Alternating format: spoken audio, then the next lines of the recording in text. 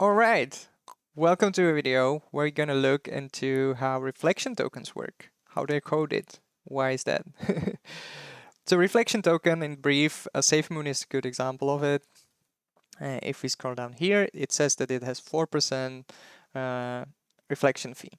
So how does that work is that if Alice is sending 100 tokens to Bob, what actually happens is 4% of that, 4 tokens, will not end up at Bob's wallet, but instead they will be distributed among all the other holders of the SafeMoon token in this example.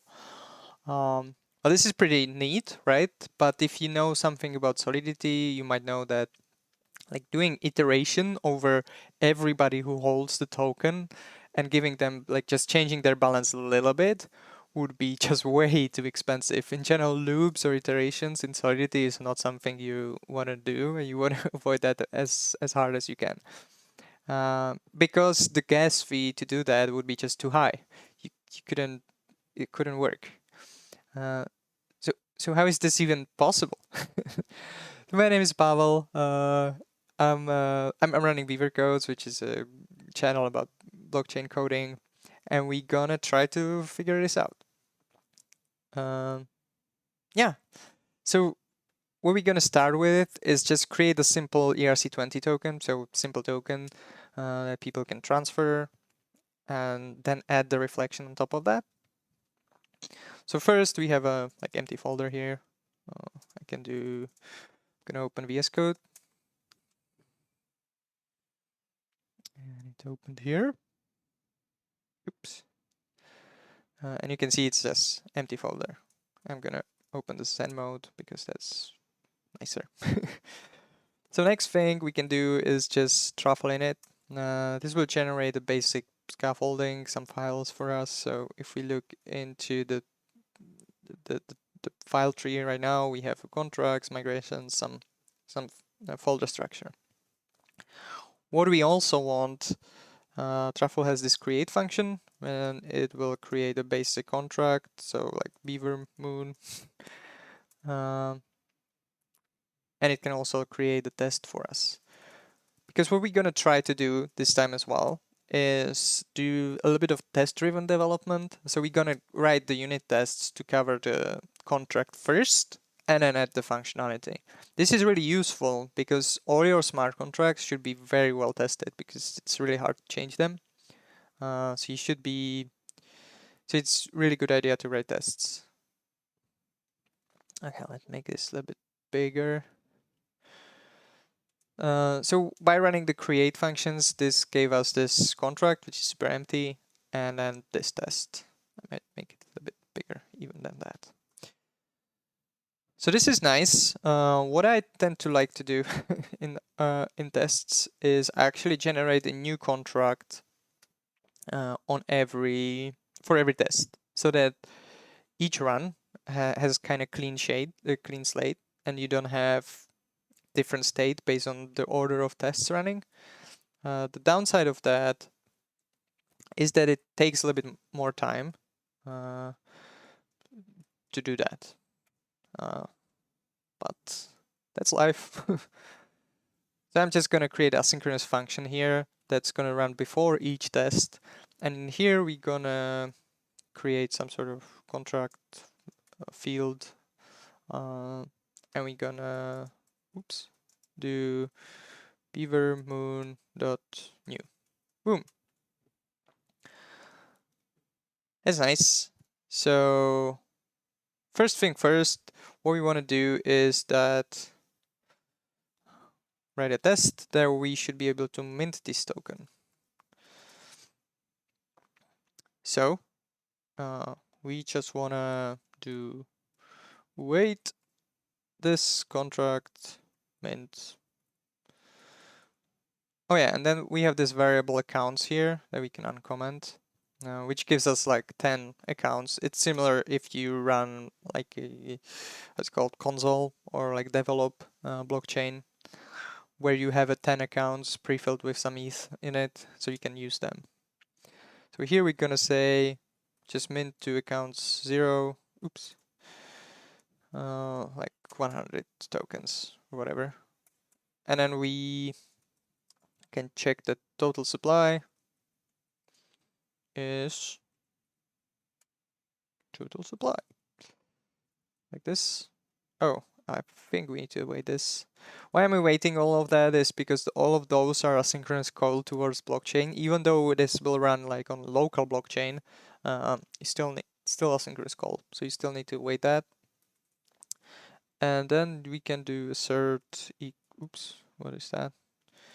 Equal, boom. And I think it's expected, so we expect to be 100, and we can do this. So this is very nice. That's like why I'm doing toString is because this would be big number, big int number, big number, bn, which is like because the numbers, the ranges of the numbers you can get is uint 256, right? So that's really a huge number, and it's a higher number than what JavaScript can handle in numbers. So you need to have a special class to handle these big numbers, but we're dealing with small amounts. So if you want to compare that really nicely so that it pops up, it's kind of easy to do toString. So then it will like transfer it to string, which is unlimited length, right? So you can do that. Cool. So now we have a first test. Let's run it, right? And to run it, we just do truffle test. The expectation here is that it's supposed to fail because that's the test-driven development. So the test fails at first, and then you code until it doesn't fail anymore. So it's failing because it cannot mint, because we haven't, written any function mint. Because if we look at BeaverMoon, it's just empty. So let's do something first. In order to be ERC20 token, what we want is to actually use some sort of interface, ERC20. So let's fetch that interface first. So if we look at GitHub, OpenZeppelin has a nice one. ERC20, boom.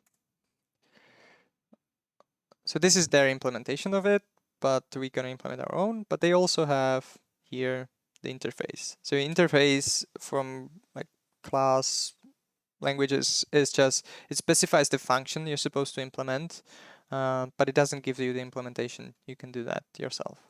Here we can copy this, and yeah, and back here, if we open the file manager again, let's create a new file in contracts, call it ERC20 sol, and just paste this thing in here.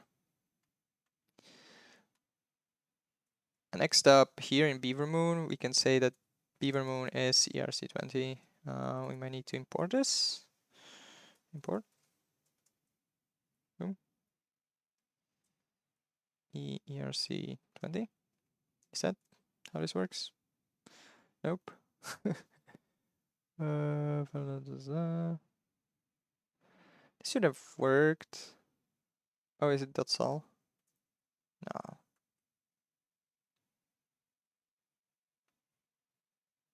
Oh yeah, nice. So now it says contract BeaverMoon should be marked as abstract, which is kind of weird error. But if we do truffle compile, like the error makes sense, but it's just not hinting us at the right thing. We see that we have missing implementation for all these methods. That's because we are not like actually adhering to this interface yet, because we haven't implemented them. So let's do that right away. We don't need the events, but we can take all the methods here. And I'm just gonna copy them. And I don't think we need constructor. And I'm gonna get rid of all the commands because they're just clutter stuff. Comments, sorry. Nice, nice, nice. Okay. This looks good. Now we want this a little bit left. Nice. So now we just need to implement all these functions, which shouldn't be too hard. We're gonna use two, or we're gonna use total supply like field in the contract to save some stuff. So we will need two things. We will need to keep the balance of people. So that's going to be simple mapping, and then a total supply. So we can do total supply. Boom. We can make it private. Doesn't matter really. Oh, are you supposed to put private here?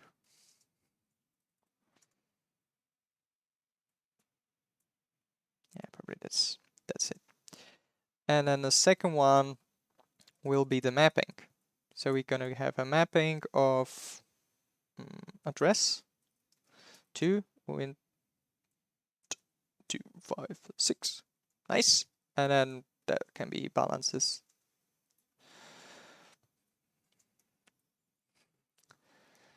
Right, and now we can start implement them. So total supply, we will just return total supply. Balance of is also very simple. We're just gonna return balances of the account.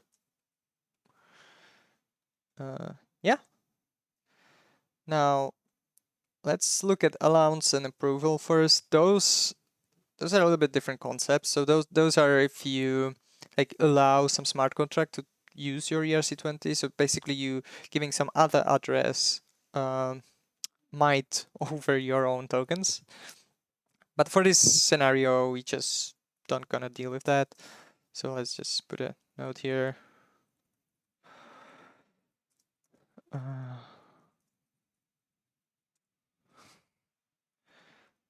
So like it's out of scope. We are not actually, like in the real world, you would need that. But so for allowance, we're just gonna return 0. We still need to implement them because that's part of the interface. And we're just gonna return false here. It's not gonna work at all, but that's fine. We don't need those. And then finally, transfer is what's left. Now there's a two functions that we need to implement: transfer and transfer from. Transfer, the from is the message sender, so it's the person that sent the transaction. This one is just like this one is used with the connection with the allowance so that you can send on somebody else's behalf. But we're gonna create our own function. Let's call it main transfer, whatever. Yeah. And then this can be private, I guess. And it can return bool, whatever.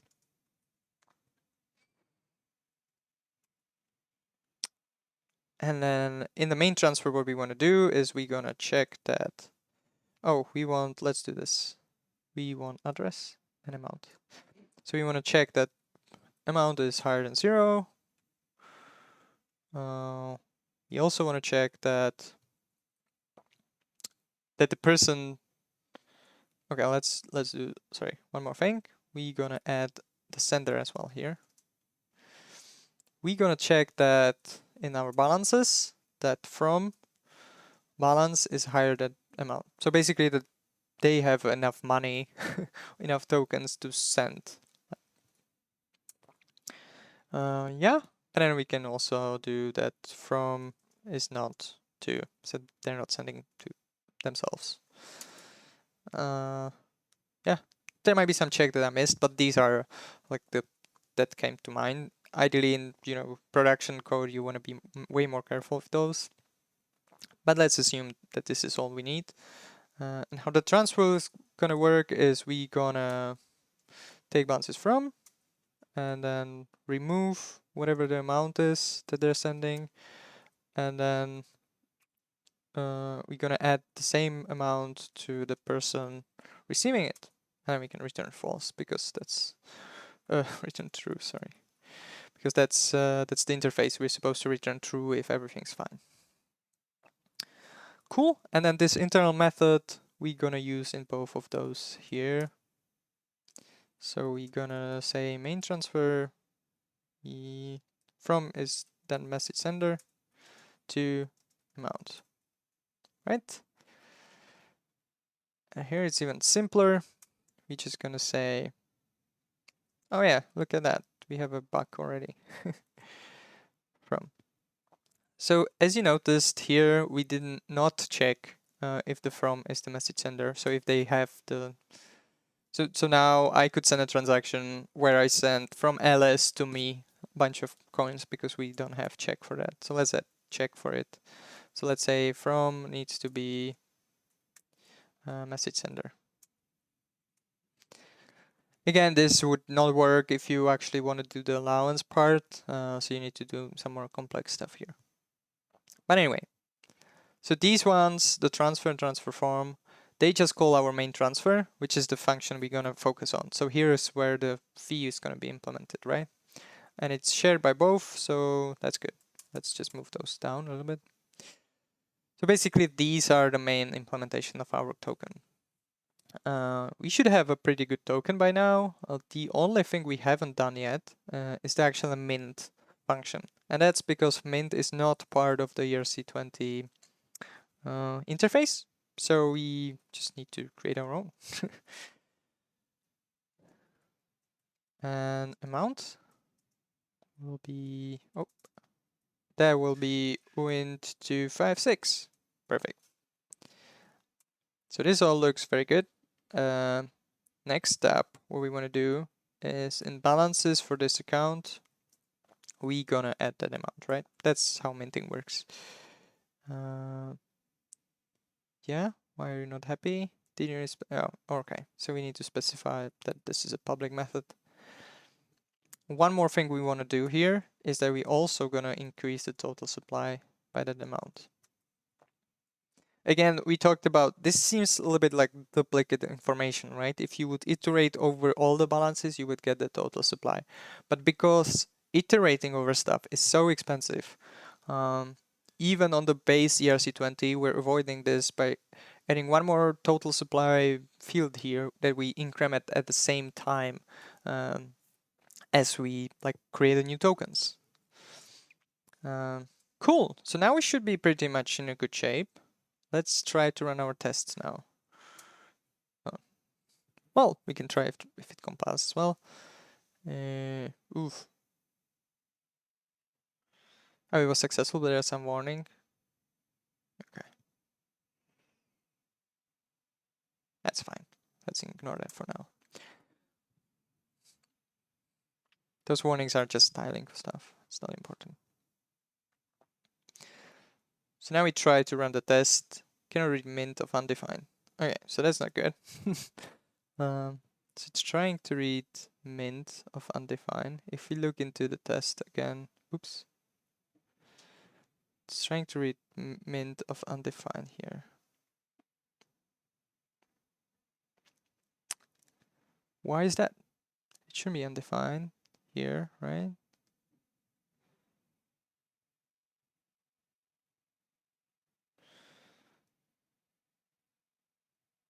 Did we get this correct?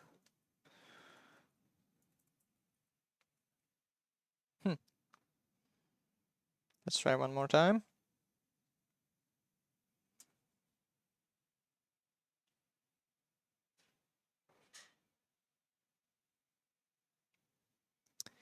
Feels a little bit like it's not awaiting something. Why would that not wait though? We do have this as async function. We do have a wait here. Okay, let's try something else. Let's try doing this.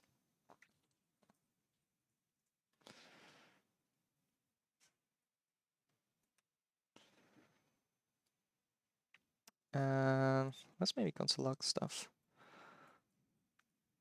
That's how you do debugging, right?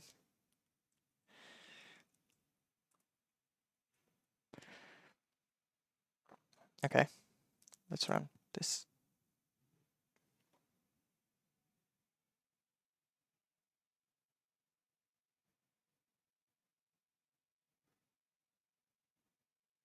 Okay, now it worked. I don't know what's wrong, but this is good enough solution. So instead of using the field, we're now using the just variable here. But this should be fine. So we're good, and the test actually passed, right? So now when we remove the console log. We did, right? Yes. It should be okay.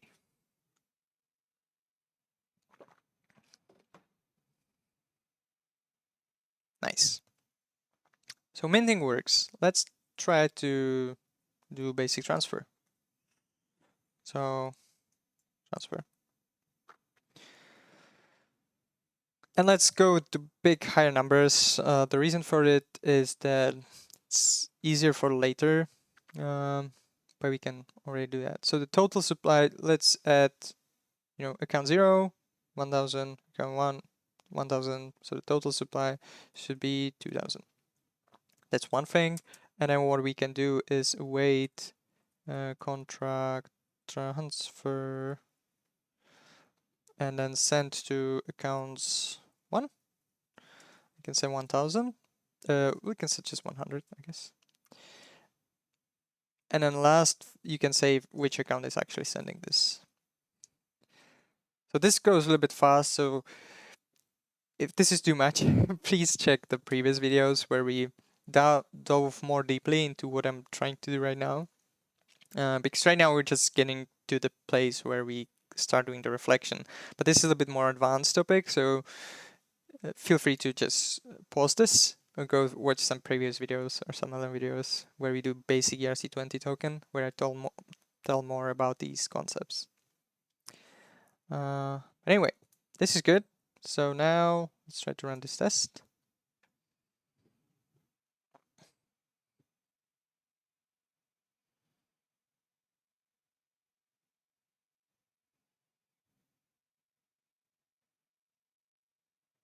Counts is not defined. Okay. What I'm gonna do next is yes, I can do that. So I'm gonna have the terminal here. So we can see the code and the running tests at the same time. So it said accounts is not defined. I'm doing something wrong then. Oh yeah, right here. This is not the same word. We can run the truffle test here.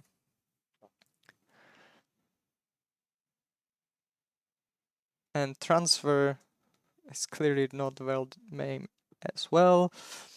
And then we forgot to do the actual assertions. So yeah, now it's complaints about transfer. We fixed that. But we also want to say the sender balance, right? That should be contract balance of accounts 0. And then accounts 1 is the receiver. Nice. And then we also want to check those balances. So the sender balance should be, 1000 minus 100, so like 900. And then the receiver should get 1000, but they also get the extra 100, right? So something like that. So this is the expecting, I started a test, but this is the expected behavior. We transfer from account 0 to account 1, 100. So that means that account 0 is 100 less, 900. And account 1 is 100 more, so 100 to 1000. And this is now passing. So the basic transfer works. But now, let's say we will implement 10% reflection fee. 10% is just easy math, so let's do that. So what we would expect is that the receiver will not actually get to 1100, but they will get 10% less, which is 10 tokens in this case. When we're sending 100 tokens, 10% of that is, yeah. So that would mean minus 10% reflection fee, which is 10 tokens in this case. Now, this is the part of the test-driven development. We did a change in the test first, and what we expect now, the test will fail, right? Because we just saw it passing with 1100, so if we do this, it's gonna fail. And after it failed, we gonna switch, right, now it failed, because it says, I expected Oh, I have them around. It's horrible. Okay, let's switch them. Anyway, it expected 1090, but it get 1100. All right. Let's go back to the test, to the contract then. And let's implement the fee. Oh no, not here, sorry. Here. I'm gonna hide this for a little bit. So here in my main transfer, which as we said is the main method that does all the transfer, we're gonna add the fee. So that's gonna be win256 reflection fee. Oh, sorry. Reflection fee is gonna be amount divided by 10. So this gives us 10%. Normally you would probably have this flexible maybe, but yeah. For simplicity, let's keep that. And then for the starters, we're just not gonna give that fee to the receiver. So the balance will actually get amount minus reflection fee, so they will get those 10 coins less. If we run the test now, this should start passing. So this is the easy part. Like we gonna actually take away the fee. But if you notice, we're not giving it to anybody. So the fee just kind of vanishes. So it's kind of like it would burn or something, which is not good. And what we wanted to do is to distribute these 10 tokens among everybody else. As we said, it's not possible to do here, like a for loop across all the balances and just calculate how little amount they should get and give that to them. But we need to do it somewhere differently. But first of all, let's go back to the test. Let's have one more person here. Accounts 2, and let's give in 2000. The reason will be obvious in a few seconds, but so this will be contract that is not sending or receiving any money, but their balance should increase, right? Because that's what the reflection does. So if we look into, I don't know, hodler balance, so that's the person that's holding token and is not part of this transaction at all. So their expected balance now should be, they had 2000 before this, but because we're distributing 10 tokens among every holder proportionally to their holdings, this holder holds like half of the whole supply. So they should get half of these 10 coins. So the expected balance here should be 2005. Hope that makes sense. So we're distributing 10 tokens, they get half of it, so they get 5 tokens. Obviously this is going to fail now because we haven't implemented this. And the trick to do this is not do it here. So you will not do it during the transfer. And this is why I kind of like really much this approach, because it's kind of thinking outside of the box. You will change how balance off method works. So it's really cool. What is this? Oh yeah, it's failing here. Oh yeah, because we're checking the total supply as well. So that's 4000 now, right? Because we added two more. So what we're gonna do is we're gonna keep a ratio between the tokens that actually are in this mapping, in these balances, and then we're gonna inflate that by the number of reflection. There's gonna be a ratio, and we're gonna inflate that. At the start, the ratio is just 1. So whatever you have here is your actual balance. But the more we add the reflection, this number is gonna start to increase a little bit. So you can think of it as 1.001 first. And then if you have, 1000 tokens, you have like 1001 tokens, hopefully. For that, let's change some naming first. So the total supply, we can rename to total base supply. If that makes sense. Oops, sorry. Let's go back to Zen mode. So this is nice. And then we also gonna introduce one more variable here, which is gonna be total reflected. No, reflection tokens, let's say. And then what we're gonna do is we're gonna take the total base supply, put all the reflection on top of it, and then divide that by just the total base supply. So that's gonna give us number that is like 1 if this is 0, right? But if it's not 0, that's gonna be more than 1, but by some small margin. So let's create a function here. Let's call it get ratio. Yep.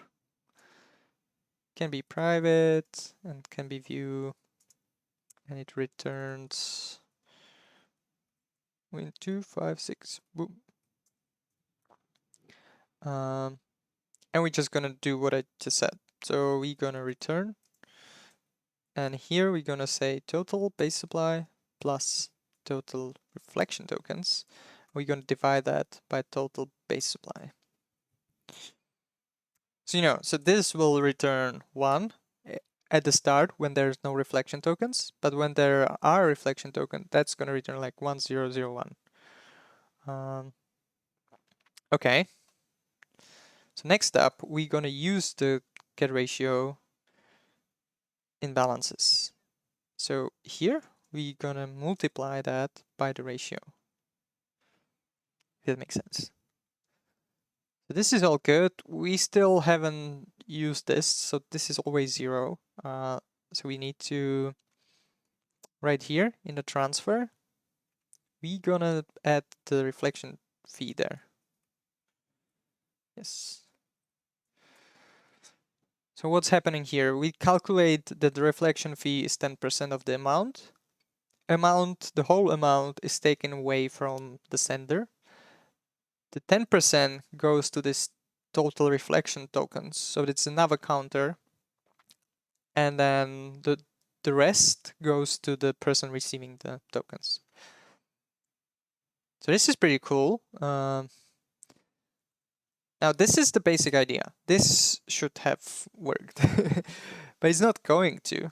And I'm gonna explain why in just a second.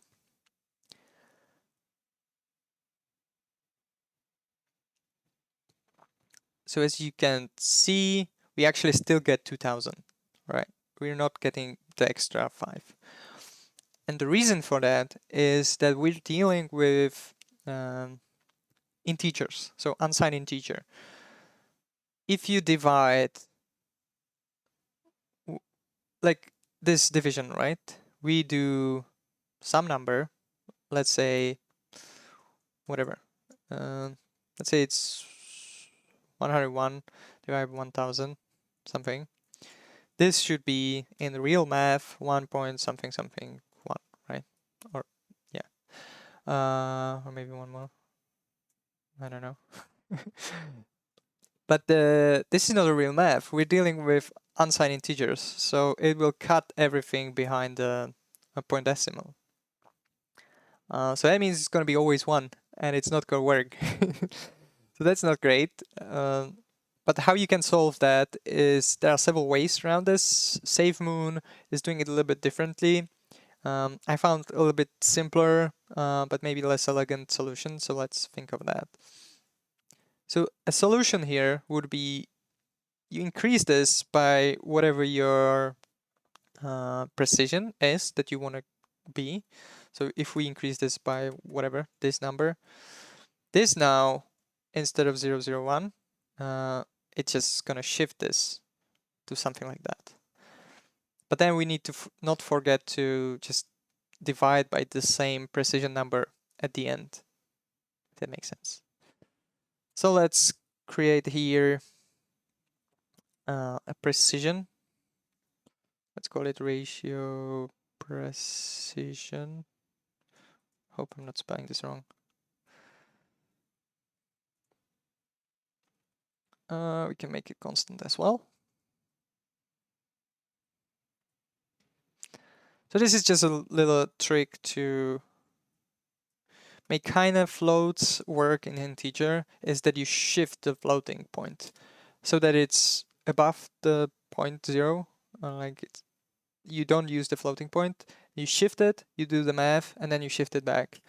Problem there is that there's a risk that you're gonna go over what your integer can do. So we should have added a bunch of safeguards for that, or in production code you need to have a lot of safeguards around that, but we're not gonna bother with that right now. Cool. So what we want to do is before we do the division, which is when we lose the precision, we're gonna multiply it by this ratio precision thing.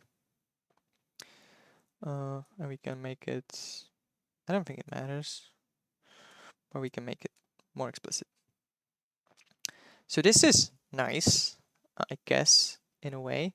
If we run the test now, as you can imagine, it's gonna be a little bit off because we've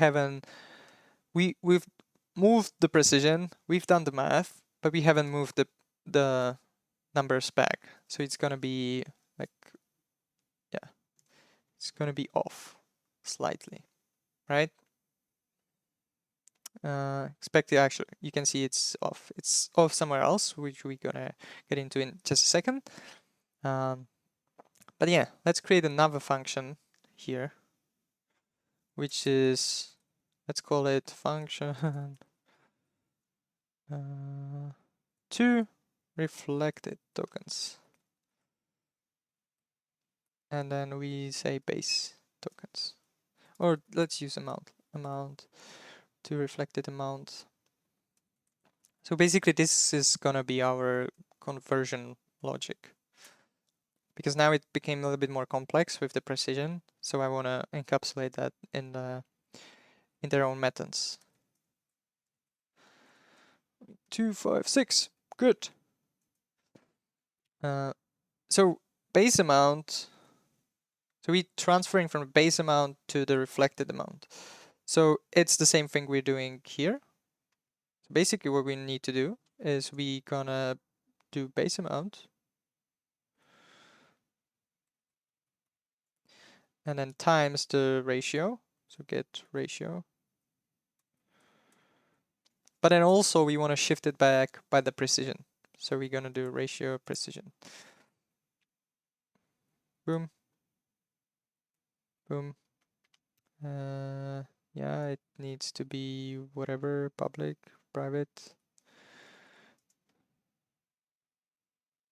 Oh yeah, there's no type here, so Wint256. And it can be view, of course, because we're not mutating anything.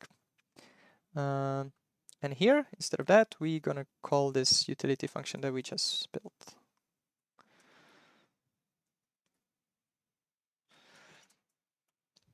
Let's see how this goes. I hope this was at least a little bit clear. Like, we still have a little bit coding left, but we went through the toughest part, which is all the math stuff. Cool. So now let's look at that. It's failing on this line. So it says that the sender is expected to have 900, but actually they have 902. And the reason for it is that they're not excluded from the reflection. So although they send 100 tokens, the reflection, the 10 tokens, from the 10 tokens, there's a part of it, 2 tokens in this case, that goes to the sender itself. So that's why with the reflection, after the transfer, they actually have 902, not 900. So they send out 100, but they got 2 tokens back in the reflection. And same goes to the receiver. So they received 90, but they also got a part of that reflection. So that's going to be 2, I think. You can notice that we kind of lost 1 token here, because there's a 5 here and there are 4 here, but the 10 was taken away. So this is that's the precision that we're dealing with. The higher you do the precision, the less chance that you're going to lose tokens, and there's no routing up or routing down. It's always routing down. So you want to have a better precision if that's what you care for. But also know that in normal scenarios, like 1 ether is like this long, right? So these two, ciphers are just not decimals. They are not that significant. But it's like way many more zero, right? So normally that's not a problem because you're just never dealing with the smallest denominator. I don't know the word. But anyway, cool. This now works. There's one more bug that I want to bring your attention to, and then we're gonna let this be. The thing is that we're saying transfer amount, right? So if somebody's sending, so the person now has like 902 tokens, and they want to send 102. But 2 of those tokens are actually the reflection, not the base. And we're changing always the base. So there's one thing we need to do. We're gonna say that this is the reflected amount. So this is the amount after the reflection was counted in.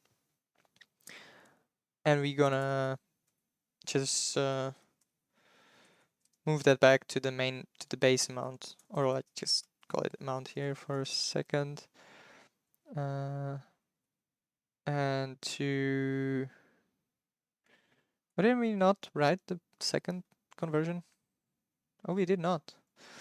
So we need, let's call it from reflected amount. This is reflected amount. It's gonna be very similar. So we're gonna take a reflected amount here, but instead of multiplying it, we're gonna divide by ratio. We also wanna do that ratio precision dance here in order for this to work. So it's gonna be like this. And here we can do from reflected amount, and then we are all good.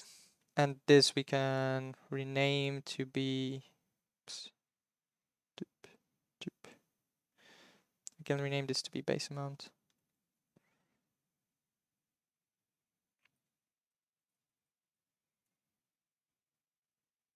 Oh, and also here and here. Whoops, no. No! Also here and here. Boom. Then there's no difference in our case because when we did the first transaction, it was the same amount. But for the follow-up transaction transfers, it would be a problem. So that's why we had to add this. Anyway, cool. So the tests are passing, all is green. I hope this was fun, at least a bit. I'm gonna, of course, comment this to GitHub and attach link. I'm also gonna attach link to the SafeMoon smart contract where you can see how they've built it.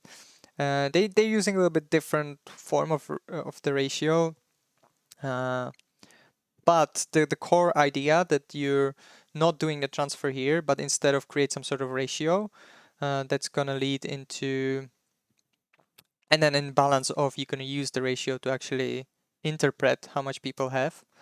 That's the smart idea. That's the cool thing, and that's same here. Yeah. There's a Discord channel. If this was too fast, which probably was, please jump in, and I'm happy to clarify whatever. Yeah. Have fun. Bye.